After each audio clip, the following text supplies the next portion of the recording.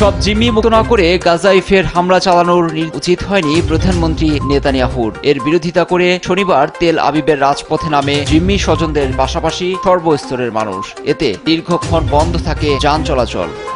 বহু ইসরায়েলি অংশ নেয় অন্যান্য দিনের চেয়ে শনিবারের বিক্ষোভ ছিল আলাদা। রাজপথ ছাপিয়ে অলিগলিতেও ছড়িয়ে পড়ে মানুষের ঢল। যুদ্ধ বন্ধ ও জিম্মি মুক্তির দাবি ওঠে তাদের কণ্ঠে।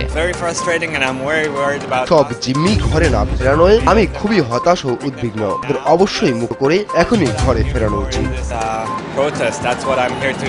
যুদ্ধবিরতি ভেঙে গত ১৯ মার্চ উপত্যকায় সর্বশক্তি নিয়ে ফের সামরিক অভিযানে নেমেছে নেতানিয়াহুর সরকার। ফলে এই সংঘাতেরও অবসান চান তাদের অনেকে। জীবন না বাঁচিয়ে উল্টো মৃত্যুকে বেছে নিয়েছেন নেতানিয়াহু। আগেও দেখেছি এই যুদ্ধের কারণে আমাদের বন্দীরা মারা যাচ্ছেন। একমাত্র হামাসের সঙ্গে চুক্তি পারে যুদ্ধ বন্ধ করে তাদের ফেরাতে, কিন্তু তা না করে ক্ষমতা আঁকড়ে ধরে রাখতে এ কাজ করে যাচ্ছেন তিনি।